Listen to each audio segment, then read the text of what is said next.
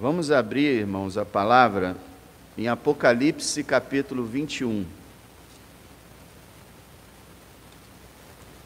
É só abrir a Bíblia ao contrário, né? Que é a antepenúltima página da Bíblia. Apocalipse 21.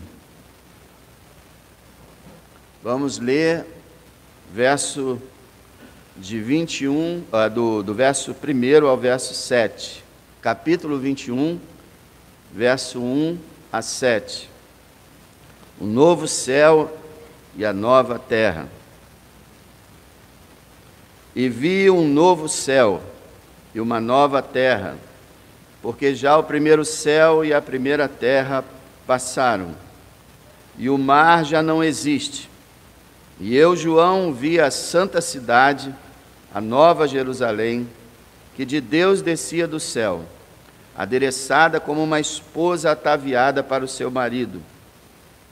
E ouvi uma grande voz do céu, que dizia: Eis aqui o tabernáculo de Deus com os homens, pois com eles habitará. Eles serão o seu povo, e o mesmo Deus estará com eles, e será o seu Deus. E Deus limpará de seus olhos toda a lágrima. Não haverá mais morte, nem pranto, nem clamor, nem dor, porque já as primeiras coisas são passadas. E o que estava sentado sobre o trono disse: Eis que faço novas todas as coisas.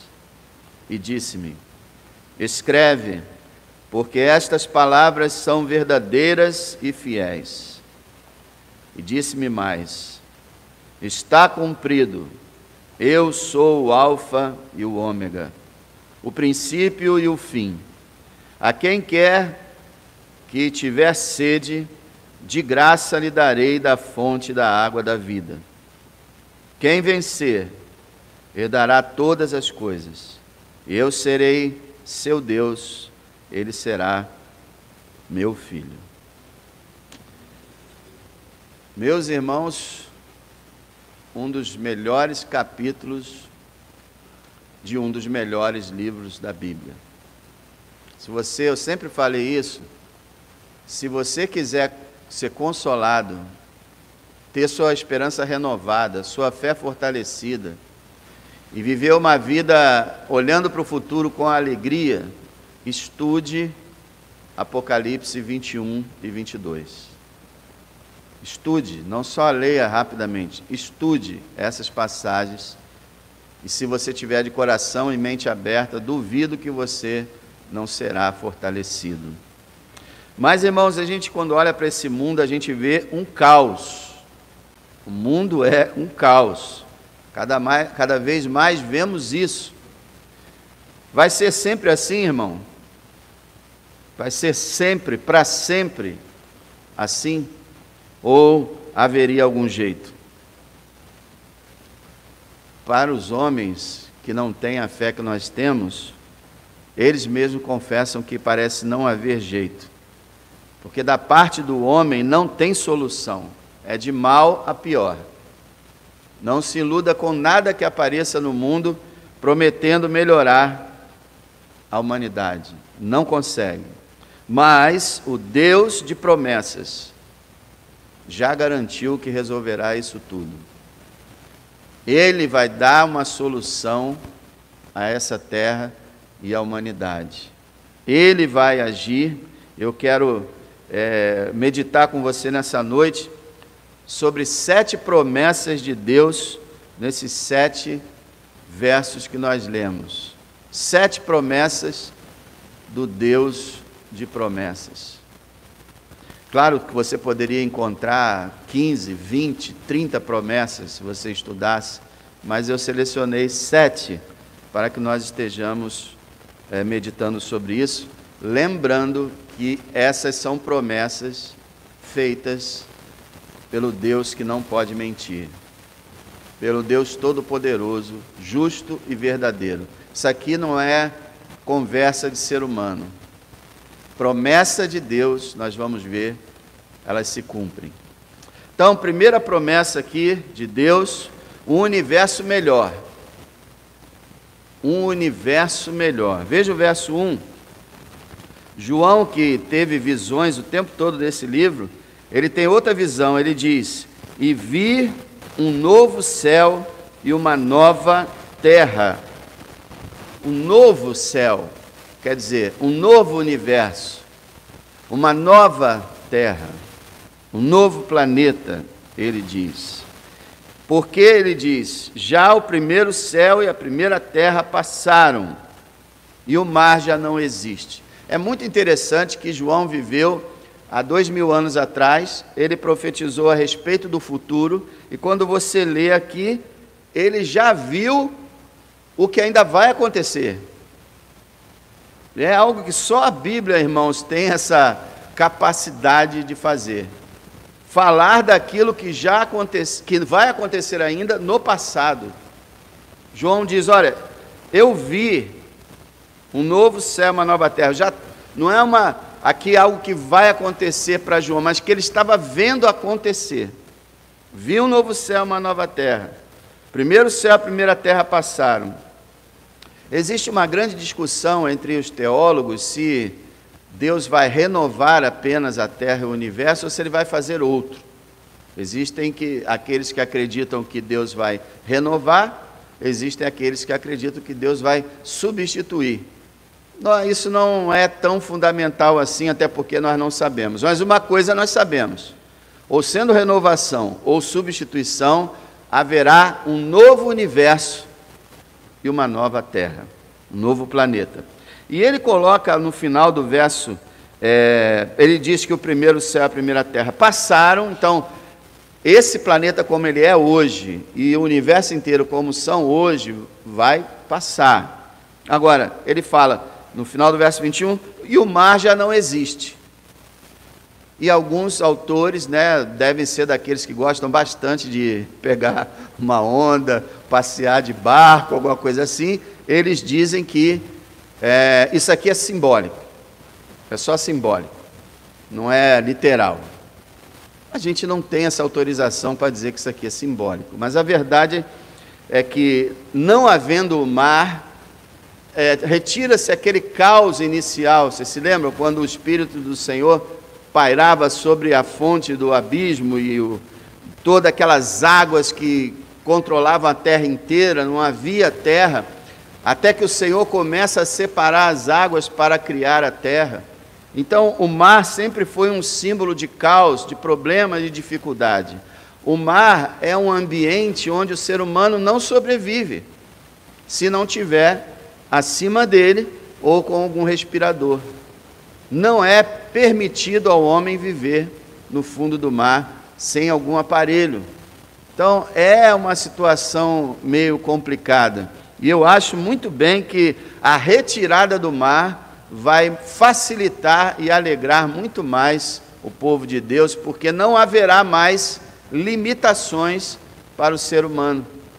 E o mar sempre foi uma grande limitação. Vocês se lembram que por mais de, 4.500 anos, a América não era conhecida pela Europa. Por quê? Por causa do mar. Então, irmãos, o fato é que nós vamos ter um universo melhor. E sabe o que é maravilhoso? Que isso já foi profetizado. Isaías 65:17 diz assim: porque eis que eu crio céus novos e nova terra. Deus falando através do profeta Isaías. Eu crio céus novos e nova terra. Não haverá lembrança das coisas passadas, nem mais se recordarão. Interessante que tem alguns que pegam essa última frase para dizer que nós vamos esquecer. Quando a gente chegar no céu, a gente vai esquecer de tudo. Isso é um absurdo. Não faria nenhum sentido Deus nos salvar e nos fazer esquecer quem nós somos, o que nós vivemos na terra. Perdemos a nossa identidade. O que o Senhor está querendo dizer é que o céu será um lugar tão maravilhoso, a Nova Jerusalém, que a gente não vai ficar pensando em passado. Não vai ficar dominando a nossa mente como hoje domina, né? A gente vive pensando no passado. Quando o Senhor inaugurar o novo universo, ninguém mais nem vai lembrar de passado, vai ficar lá, como dizem, no mar do esquecimento. Tamanha a alegria que vai tomar conta de todos os cristãos. Então, meu amado, um universo melhor. Esse universo ele já é fantástico. É impressionante que os cientistas não acreditem que haja alguém controlando o universo. É impressionante isso. Às vezes eles falam de forças que controlam o universo, né? O Criador controla o universo. Não haveria organização no universo se não houvesse um Criador e um sustentador. Já teria tudo entrado em colapso. E um dia vai entrar, quando Cristo voltar. Bom, então, com certeza, um novo universo, um universo melhor haverá, e Deus promete isso. Se você crê nas promessas de Deus, você fica tranquilo, você sabe que não vai ficar, como eles dizem, uma história cíclica, né? Que roda, roda, roda e não chega a lugar nenhum. Não. A história da criação teve um princípio, tem um desenvolvimento e vai chegar no ápice, no clímax do Criador. Então, um universo melhor. Agora, a segunda promessa, irmãos, não posso entrar em detalhes aqui, senão não passaria da primeira nem da segunda promessa. Eu estou querendo falar de 7 promessas. Segunda promessa de Deus também é surpreendente, é uma cidade sem maldade. Até rimou, né? Uma cidade sem maldade. Você já conhece isso? Gostaria de conhecer? Uma cidade sem maldade? Veja o verso 2. E eu, João, vi a santa cidade, a nova Jerusalém, que de Deus descia do céu, adereçada como uma esposa ataviada para o marido. Uma cidade pura, irmãos, uma cidade santa, onde não há pecado. A cidade é adereçada como uma esposa para o marido, assim também o Apocalipse 19 se refere dessa forma à igreja, a igreja do Senhor. A igreja do Senhor estará nessa cidade, e nela não haverá pecado. Uma cidade perfeita, onde não vai haver presídio, não vai haver tribunal, não vai haver nenhuma punição, porque não haverá transgressão, nem sequer um ser humano transgredirá a lei de Deus em nenhum ponto sequer. A cidade perfeita, uma cidade sem maldade. Veja o capítulo 21 aí, mesmo capítulo, verso 27. Olha o verso 27. Não entrará nela coisa alguma que contamine e que cometa abominação e mentira, mas só os que estão inscritos no livro da vida do Cordeiro. Nada vai entrar nessa cidade que contamine, ou que seja abominação ou mentira. Somente estarão nessa cidade aqueles que tiveram seus nomes escritos no livro da vida do Cordeiro, isso é, aqueles que nasceram de novo, aqueles que foram verdadeiramente regenerados, aqueles que são cristãos de verdade, esses entrarão. Vocês reparam que nas igrejas entram todo mundo tem, a porta da igreja é aberta, todo mundo tem acesso à igreja, crentes e pecadores, cristãos e rebeldes, pessoas que querem a Deus e pessoas que não querem a Deus, é dado acesso a todos eles, e eles muitas vezes passam anos e anos da sua vida vivendo dentro de uma igreja, sem ser cristãos, mas na nova cidade, a cidade que não tem maldade, não entrarão, senão aqueles que forem realmente salvos. E eu vou bater no mesmo ponto. Abro parênteses e pergunto: você sabe o que é regeneração? Você experimentou o novo nascimento? Você tem experiência de que o Espírito do Deus vivo está em você? Você sabe que crê no Senhor Jesus de todo o coração? Você tem certeza da salvação? Porque não entrará nada nela que seja pecado. Uma cidade sem maldade, uma cidade sem criminosos, sem traficantes, sem drogas, sem estupradores, sem maridos abusivos que espancam suas mulheres, sem nada disso, sem divórcio, sem perseguição, sem guerra, sem conflito, sem fake news, só a verdade, a justiça e o amor. É difícil imaginar uma cidade assim? Pois então imagine, irmão, porque o relógio está caminhando, a contagem está acontecendo, e a qualquer hora nós saímos desse abençoado Nova Iguaçu, direto para a Nova Jerusalém, no retorno do nosso Salvador. Então, uma cidade sem maldade. Essas promessas são para você ficar esperando, tá? Eu até digo para você, se você quer anotar, você anota, porque eu acho que você não vai mais ouvir essa mensagem. Normalmente a pessoa não ouve mais a mensagem que assiste na igreja. E você vai perder as promessas. Então, se você tem uma caneta, vai anotando. Se você tem aí como anotar no celular, você anota, mas não se envolve no que está escrito aí no celular, apenas anote. Mas a primeira promessa é um universo melhor, a segunda promessa, uma cidade sem maldade, a terceira promessa, também maravilhosa, o fim do sofrimento do povo de Deus. Irmãos, vocês têm ouvido as notícias? Países na África que estão matando cristãos, centenas, milhares. Na Ásia também, na Síria, na Nigéria, Congo, tantos países onde pastores, irmãos, igrejas, todos massacrados. O que a mídia fala? Nada. Por quê? Porque o mundo jaz no maligno. O cristão ser morto é para a alegria do diabo, ele quer isso, ele quer matar cristão. Então ele não quer que seja divulgado, quer que continue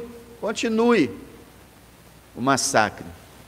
Que nós lembremos, irmãos, diariamente de orar por eles. O que os olhos não veem, o coração não sente. Eu já falei para você consultar o site Portas Abertas. Não é difícil de guardar, né? Portas Abertas. E lá você vai saber da perseguição que os cristãos sofrem pelo mundo. E está terrível. Todos os seres humanos sofrem, e o cristão sofre mais do que todos os seres humanos. Tem muitas dificuldades o cristão, mas Deus promete o fim do sofrimento do seu povo. Veja no verso 4. Esse é um verso precioso, irmão, para todo aquele que sofre. E Deus limpará de seus olhos toda lágrima. Já começa com essa promessa, né?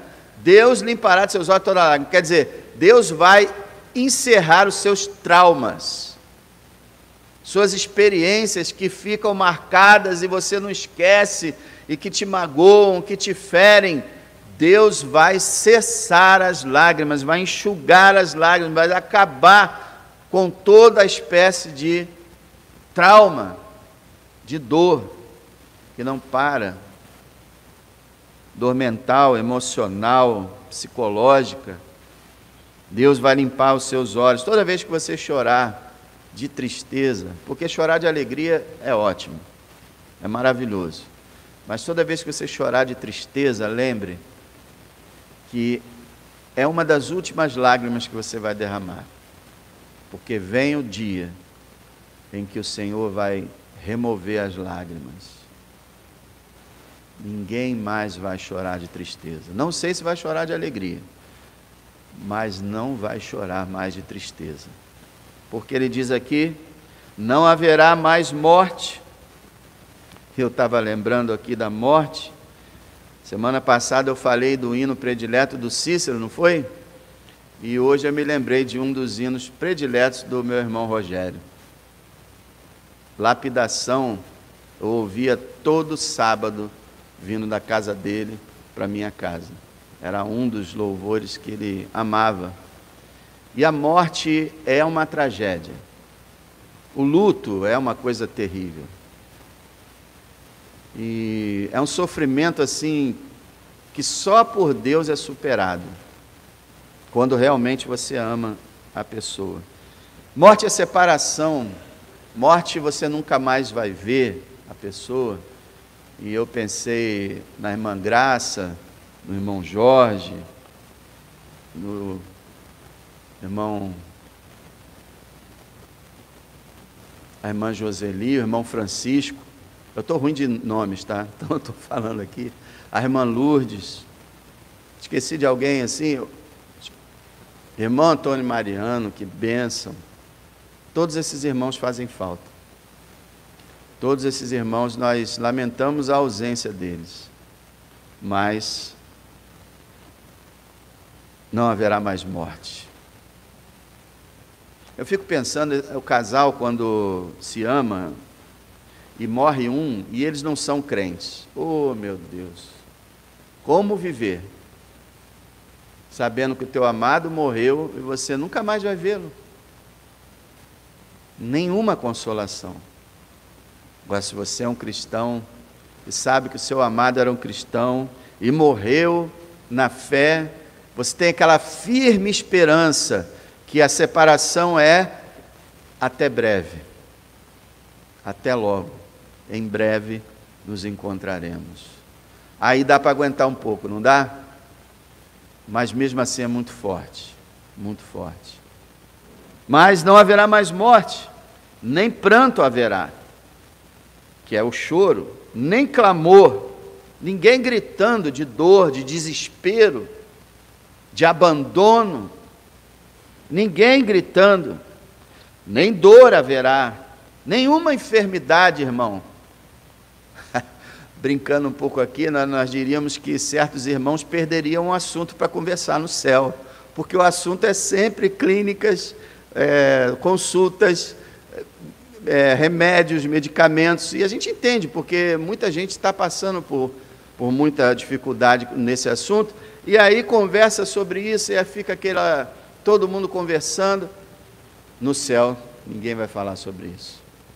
Graças a Deus. Não haverá dor, nenhuma dor.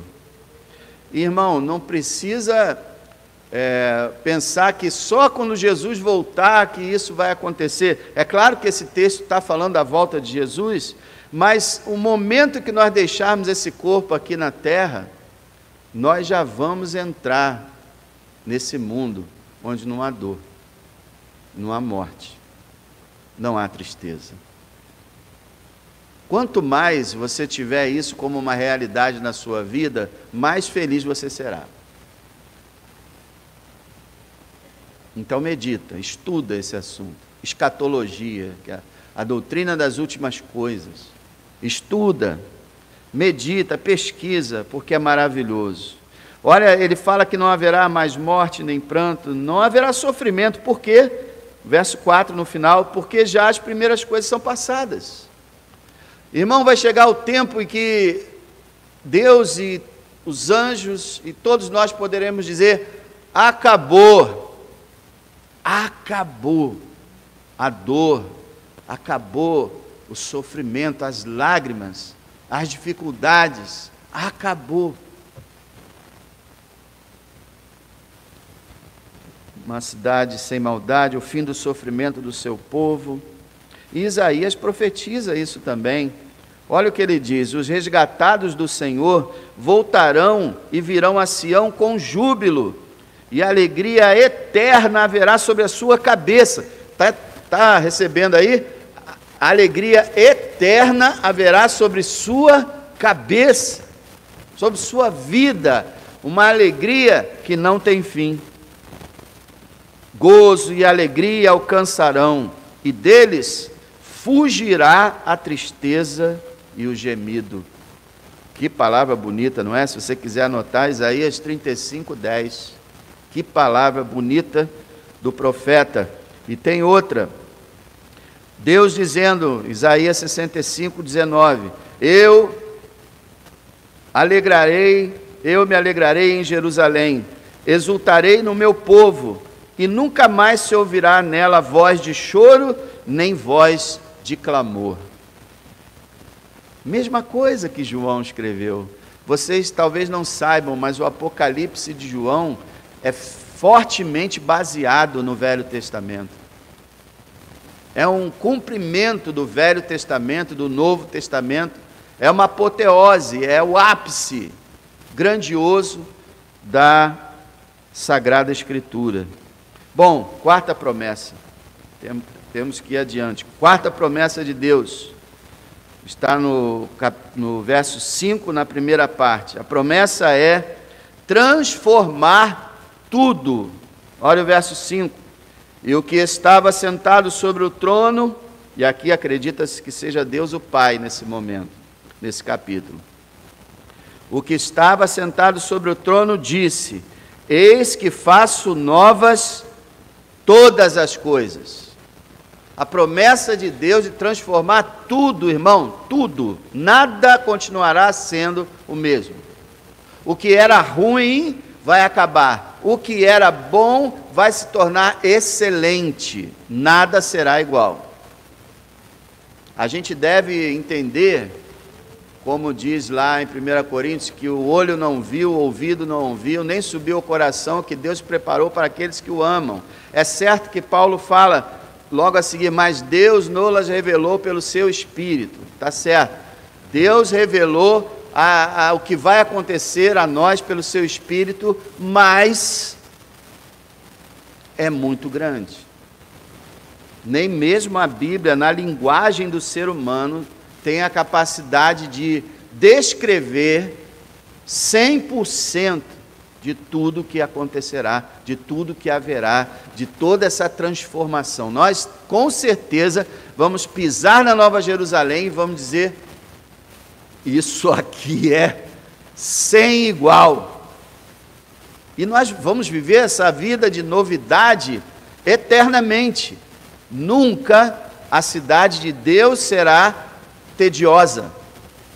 Nunca mais vamos ter tédio, irmão. Nunca mais vamos ter monotonia. Nunca mais vamos ter um momento sequer em que não estejamos alegres. Isso é maravilhoso. O Senhor promete transformar tudo. Em Isaías 42, 9, Deus diz: eis que as primeiras coisas passaram, e novas coisas eu vos anuncio. E antes que venham a luz, vou-las faço ouvir. Então, mais uma profecia que tem o mesmo sentido do que escreveu João. Irmão, o Senhor vai transformar tudo. Tudo, tudo. E vai ser de uma maneira tão gloriosa, tão excelente, que a gente não vai passar pela nossa cabeça o que nós vamos ver. Quando nós estivermos vivenciando esse lugar, nós vamos dizer: por mais que a Escritura tenha sido inspirada por Deus e seja o livro sagrado, agora que pessoalmente nós vemos que há muito mais. E que realmente o vocabulário humano não foi capaz de descrever a grandiosidade de tudo isso. Eu faço novas todas as coisas. Promessa de Deus de transformar tudo. Simplesmente tudo. Mas a sexta promessa, que podemos dizer que é a maior de todas as promessas, mas podemos dizer que, ainda vou falar de uma sétima promessa, que eu diria que é a mais importante. Mas essa promessa agora é a maior promessa. Qual é? Deus promete estar conosco. Verso 3, olha lá. E ouvi uma grande voz do céu que dizia: eis aqui o tabernáculo de Deus com os homens, pois com eles habitará. Olha aí, Deus dizendo: A palavra dizendo que Deus habitará com eles, o povo dele. Eles serão o seu povo, e o mesmo Deus estará com eles, e será o seu Deus. Meu irmão, não tem nada mais grandioso do que estar com Deus. É o sonho de todo o cristão, o servo de Deus. Veja em Apocalipse capítulo 22, Apocalipse 22, verso 3. E ali nunca mais haverá maldição contra alguém, e nela estará o trono de Deus e do Cordeiro, e os seus servos o servirão. Quer dizer, já falou que vai ter um trono onde vai estar lá Deus o Pai e Deus o Filho. Verso 4. E verão o seu rosto, o rosto de Deus, e na sua testa estará o seu nome. E ali não haverá mais noite, não necessitarão de lâmpada, nem de luz do sol, porque o Senhor Deus os ilumina, e reinarão para todo o sempre. Essas são as promessas de Deus, meus irmãos. Estar conosco, resplandecer a sua glória sobre nós, trazer àquela cidade, que já é uma cidade santa, a grandiosidade total, uma cidade perfeita, maravilhosa, santa, com o Criador do universo estando ali. Essa é a grande promessa. Eu quero te perguntar uma coisa: você tem algum desejo em estar com Deus um dia? Eu fico assim preocupado, porque parece que tem crente que pensa assim: não, para, não, quero não. Estar com Deus é morrer. Deus me livre de morrer, quero morrer não. É certo que o Deus nos criou com um instinto de sobrevivência, que nos faz querer viver nessa terra, porém, não vamos pensar em morte, vamos pensar em: você quer estar com Deus um dia? Ou estar com Deus para você é sinônimo de morte? Estar com Deus é sinônimo de vida. Não há nada melhor, maior, mais incrível do que estar com Deus. Deus o Pai, Deus o Filho, Deus o Espírito Santo. Ver a glória dele, ver o seu rosto, ouvir a sua voz, ver a grandiosidade do que ele é. Esse deveria ser o maior desejo de cada cristão. Se não é, está havendo algum problema, alguma dificuldade, porque você pode ser cristão e não ter percebido ainda quem é Deus. Como é que pode? Você foi salvo pelo Senhor Jesus Cristo, Ele derramou o sangue dele por você na cruz do Calvário, e você não quer encontrá-lo nunca? Não quer estar perto daquele que te redimiu? Eu espero que queira. Essa é a grande promessa, porque a gente às vezes vê o seguinte: se um pregador falar assim: Deus me revelou hoje que tem um carro forte ali na calçada com 5 milhões de reais e ele é para você, é só fazer uma fila lá e dividir a bolada. Vai haver aplausos, glórias a Deus, festa e alegria, e vai todo mundo descer, um atropelando o outro para pegar o seu lugar na fila, para pegar a fortuna. Não é assim? Mas se nós falamos que a maior promessa de Deus que Ele faz para você é que você vai estar com Ele, muita gente faz aquela cara meio decepcionada. Igual uma vez um pregador que falou que quando ele pregava na igreja e que ele falava em anjo, todo mundo aplaudia e glorificava. Quando ele falava em Jesus, todo mundo ficava em silêncio e não dava importância. Ele parou um dia o sermão e falou assim: vem cá, quem é mais importante para você? O anjo ou Jesus? Porque quando fala de anjo é uma comoção. Quando fala de Jesus, tanto faz. Meu irmão, examine o seu coração e veja se realmente você tem desejo de encontrar o Senhor. Se você o ama. É tipo da coisa assim, se para morrer, se para encontrar o Senhor você tem que morrer, e tem, então você diz, sim, eu enfrentarei a morte, para que eu encontre meu Senhor. Esse deve ser nosso desejo, nosso propósito. Depois da morte, do pavor, então será sim só louvor. Os antigos, eles descreviam, até no livro Peregrino está assim, como se a gente estivesse morando do lado de cá do rio, e tivesse um rio na nossa frente, e esse rio representa a morte, e você teria que atravessar esse rio e sair do lado de lá, na Nova Jerusalém. A não ser que Deus faça conosco como fez com Enoque e com Elias, nós não vamos ser arrebatados vivos. Muito bom seria se Jesus voltasse na nossa geração, e nós devemos orar por isso, aguardar isso. Mas se ele não voltar, meus irmãos, vamos ter que passar por esse rio, por essa morte.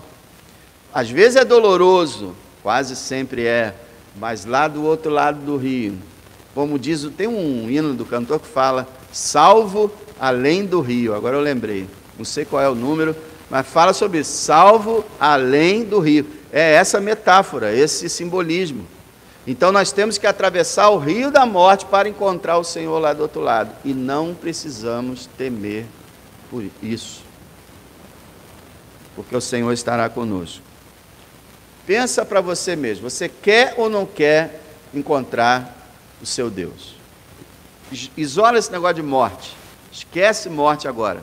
Você quer ou não quer encontrar com o teu Deus? Jesus, você quer ou não quer que ele volte? Se ele voltar agora, ninguém morre. Já não é mais a morte o problema. Então, se ele vier, você pode dizer, vem Senhor Jesus, eu quero o Senhor, ou vai dizer, não, espera aí, primeiro precisa acontecer determinadas coisas, depois eu vou.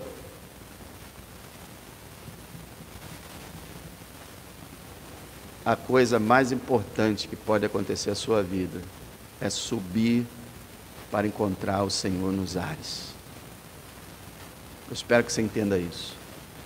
Se você não tem amado a Deus ou amado o seu Salvador como deveria e tem esquecido dele, não tem se importado, peça perdão a ele, se arrependa, peça que o ajude a realmente voltar à presença do Senhor e a desejar estar com ele, para que você possa ter essa esperança maravilhosa.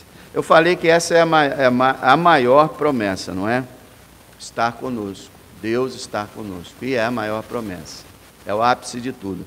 Mas existe uma promessa mais importante, sem a qual nada que nós falamos aconteceria, e é a sétima promessa. Qual? Deus promete cumprir a sua palavra. Porque se ele não cumprisse a sua palavra, tudo que nós falamos não aconteceria. Deus promete cumprir sua palavra. Veja só o verso 5. Na segunda parte do verso, lá no final, Deus disse a João, escreve, porque estas palavras são verdadeiras e fiéis.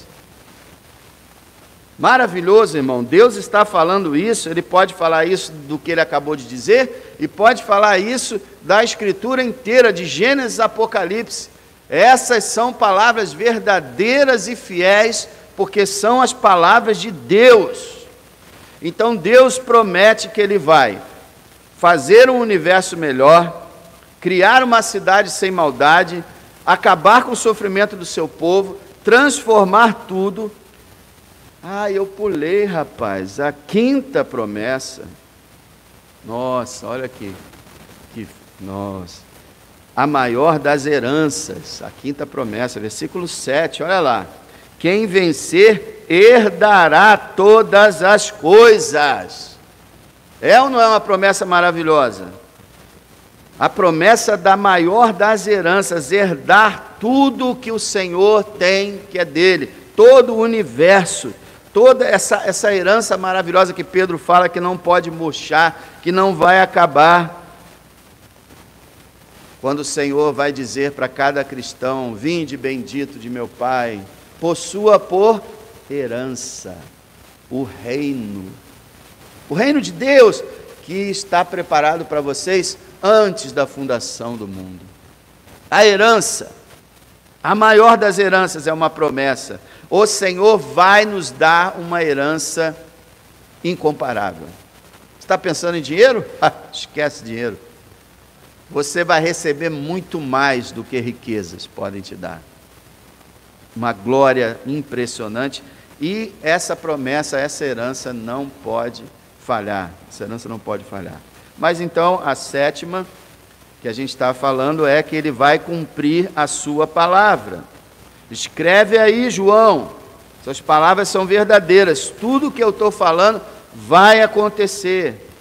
E então, no verso 6, na primeira parte, e disse-me mais: está cumprido.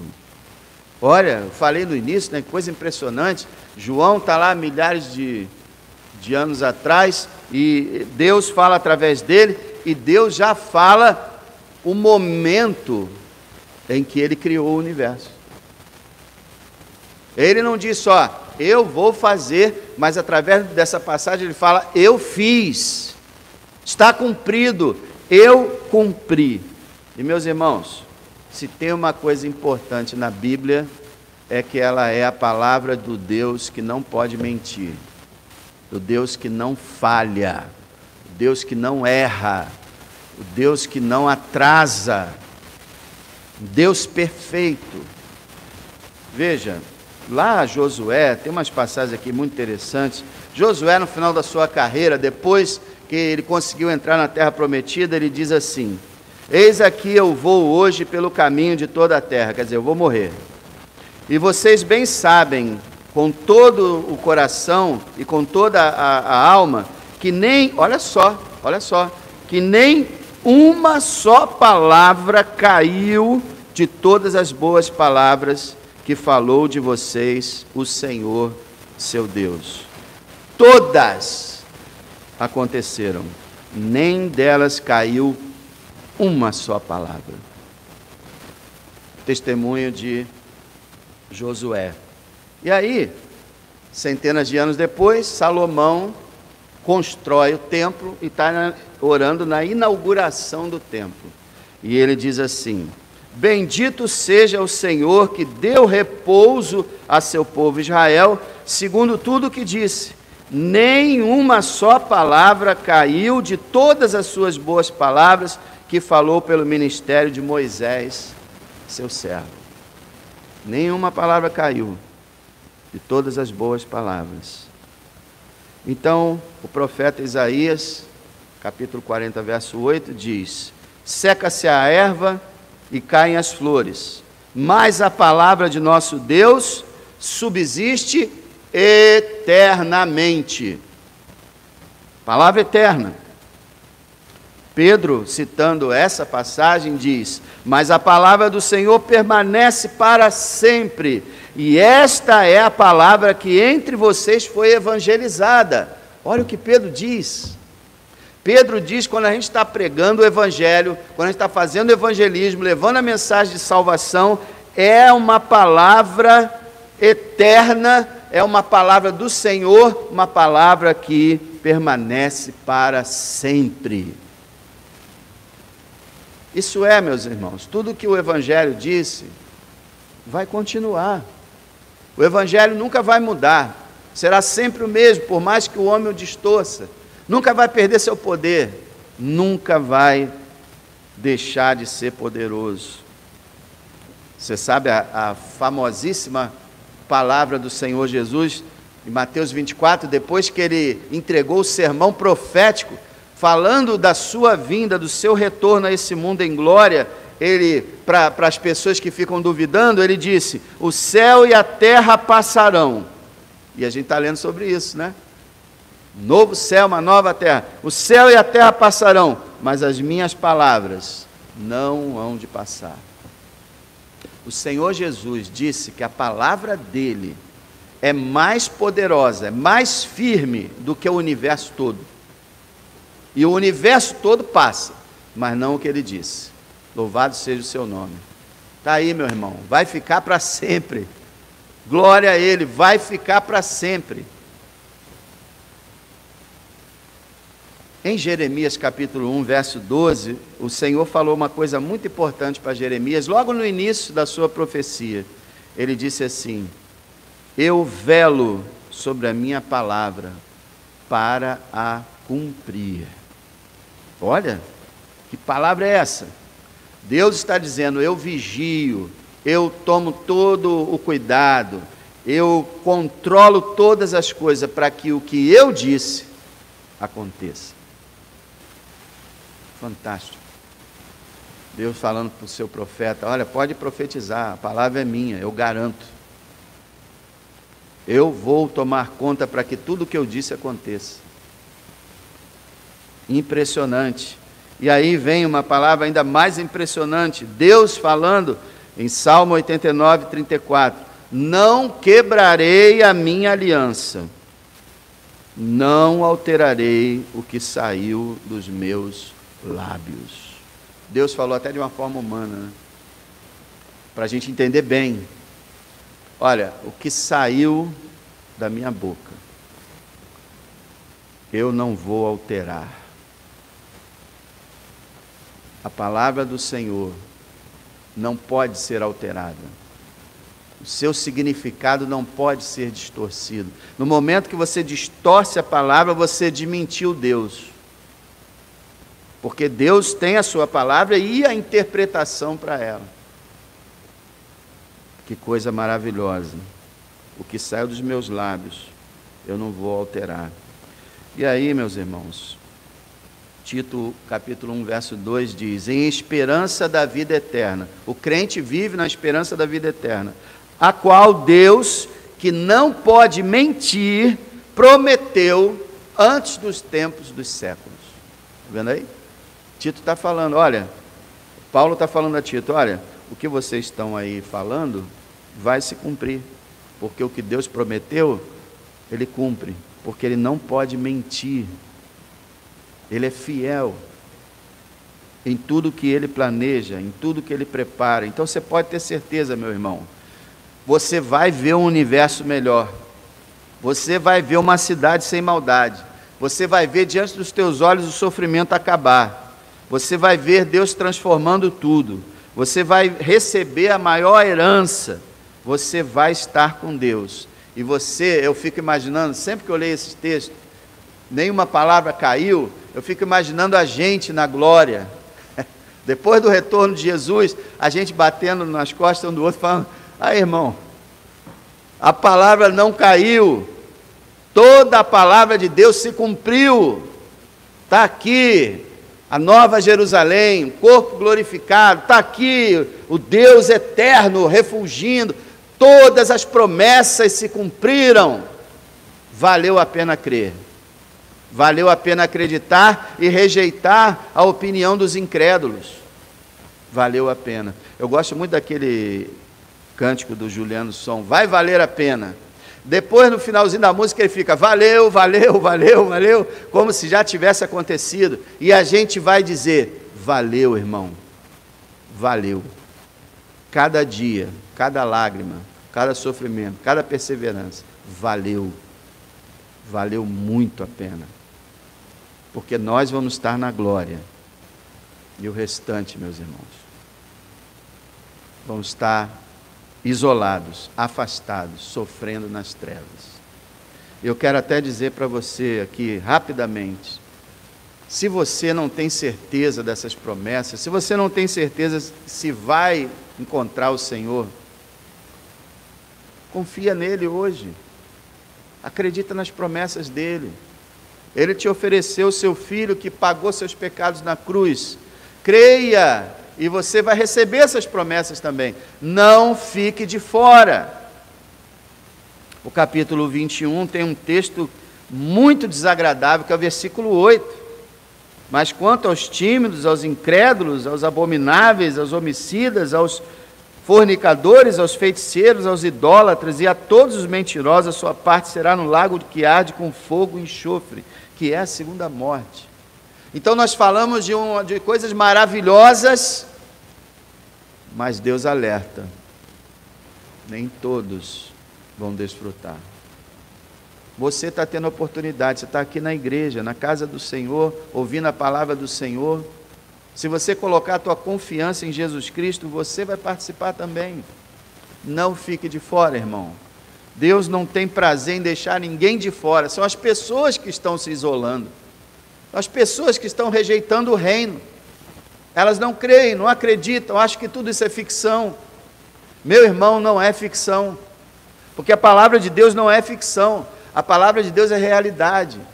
Nós falamos de promessas, aqui eu falei de promessas que o Senhor vai cumprir, mas milhares de promessas que o Senhor já fez, já foram cumpridas. Eu falei aqui, de Josué, falando das promessas de entrar na terra, Salomão falando da promessa até ali que Moisés fez, e muitas outras promessas foram cumpridas.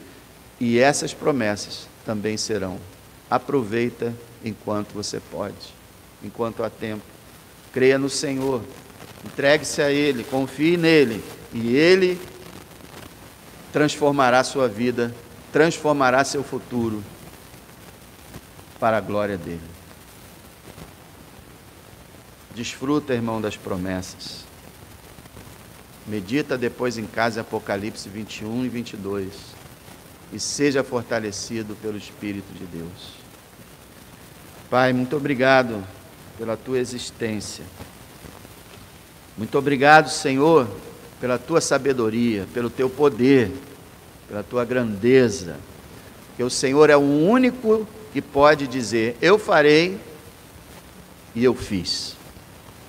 Tudo que o Senhor propõe fazer, o Senhor faz.